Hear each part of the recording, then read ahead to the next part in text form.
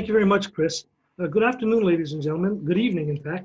Uh, Presentations and communication is what I've been dealing with for the last 30 plus years. And to answer Bob's question earlier, I see roughly about 600 presentations per year. So what have I learned over the last 30 years? Well, basically everything that Chris and Bob have said will have absolutely no impact without the right communication. And above and beyond all of that, we have to look at what this link is to leadership. And for me, all leaders know that the world belongs to those who know how to speak. And it's all about the story that you tell, the engagement that you have with your voice and the story that you're telling. You know, about 33 years ago, PowerPoint came on the market with Microsoft, and we all saw the damage that that has caused to communication. People thought that the tool would do the job instead of the person. And today we're seeing the same type of shift where people are thinking that Zoom and Meet and Teams and webinars, this new technology is going to do the job for them and they don't have to prepare much. Well, that's not actually true, because leadership is not that. Slides don't lead, people lead. And for people to lead, I'd like to introduce a term that I coined many years ago. It's what I call leadership by empathy. And leadership by empathy actually means thinking why people want to listen to you. Well, if you're bringing them value and answers to the questions that they have, then that's a positive element. So I'd like to show you over the next few minutes a very simple 3-step method that's going to make you apt to communicate better, apt to present better, and it's going to be very easy and simple to follow. The first thing to do is to analyze your audience. Now, people have been saying, analyze your audience, find out what they want for years. And I got a bit sick and tired of hearing analyze your audience because there was no method. So I came up with my own method that I call the frequently asked question method. And basically what this means is to put yourself in the position of your audience in 3 periods of time: before your communication, during your communication, and after your communication. Let me explain a little bit. Before your communication means when someone sees the title of your intervention or the subject that you're going to present, put yourself in their position and write down or type on a Word document all of the questions that you think they would have before they actually came to hear you speak. These are what I call the before questions. Write out the simple ones, the stupid ones. The most silly ones can actually be quite interesting. But put them in a Word document to have your own database. Enrich this database with the during questions. And the during questions are all the questions that they would have if they could interrupt you at each and every moment. You know they're going to have a question on this slide. Write the question out, what it would be. So they're not going to interrupt you verbally, but mentally they are. But put these in your database as well.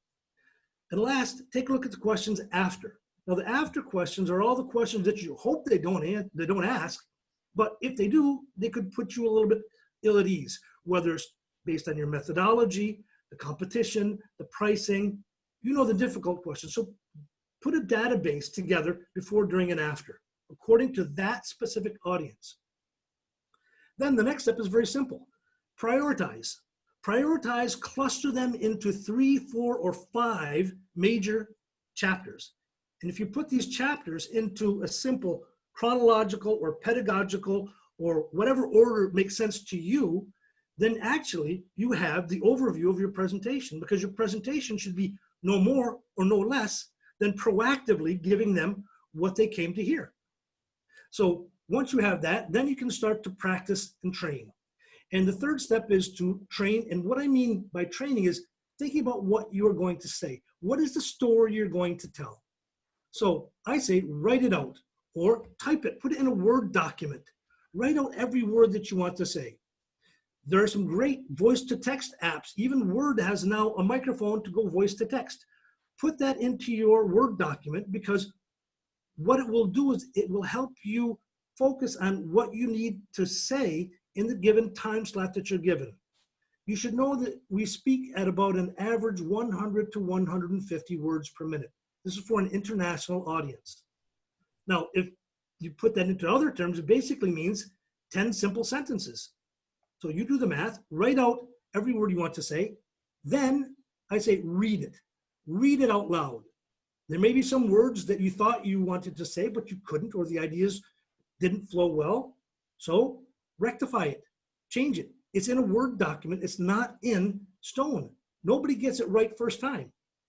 So read, rectify, then take out a highlighter pen and reduce it. Reduce it to key concepts. Highlight what you want to do and throw away all of the other elements and just keep what you've highlighted. Then you can rehearse. Practice, practice, practice. The great golfer that I'm sure many of you know, Gary Player, said the following. He said, the more I practice, the luckier I get. And that's absolutely true for every communication that you have. So that's the first step. Analyze, prioritize, and train. So how can we now put this into some type of a structure? Well, we have the clustering, but I want you to see it in a different way. I want you to think about what an architect does. Architects, what they do is very simple. The first thing that they look at are the frequently asked questions. They think, what does my customer want to do? What are the specifications? What do they desire? From that specifications, then and only then does the architect draw up what I call his unique residual message, meaning what is going to remain long after he's finished his job. What will somebody say 1 week after your presentation to somebody else? It's very simple. It can be one simple idea, one simple thing that you're proving. Once you have that, what does the architect do? Well, they draw up a plan, a tailored plan to build that specific monument that's relevant to those specific specifications. Then after that, they then finally order the material and make the transitions. Now, that's the right way to prepare for communication. But unfortunately, I know a lot of you don't do it that way. If you're like most of the people I coach, they do it totally backwards. They go from the material, meaning they'll cherry pick some slides off their server, throw it into some type of a plan, if possible, forget about any messages, and forget about what the specifications are. Now, if that's the case, you can obviously see that that's destined to fail. So let's no longer do it that way. Let's change and do it the other way around with the customer-centric approach. So for me, the takeaways that I want you to remember are very simple. That's the wrong way. Change the way you're doing. It might seem a little bit longer, but it will be a lot more efficient.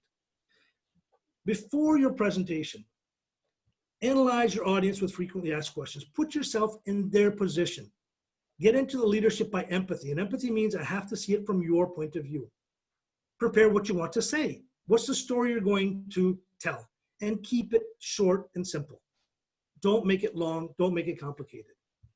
In the during process, my number one quick win that I tell everybody is if you think you are speaking too slowly, you're probably speaking at the right speed. Do you think that I'm speaking to you right now too slowly? Well, I do. I have to contradict my brain that says, Steve, you are speaking too slowly. And then I say, shut up. No, you're not. You're speaking at the right speed. Until you can get to that mental contradiction, you'll be speaking too quickly. And for an international audience, it's very difficult. So, second thing, use your eyes and voice to transmit leadership. We look at your eyes. We look in this triangle of communication to see if you're actually telling the truth or not, and we can hear it in your voice. Manage your webcam. Remember, it should be your best friend. Your webcam is someone that you want to intellectually seduce. So keep that in mind. And last but not least, seek feedback for improvement. It's very easy to make a video and to have a recording of your video, whether it's on Zoom or anywhere else, and find 3 areas that you want to improve. Perfection is something that we never obtain, but we always strive for it. And that's the whole essence of progression in your communication.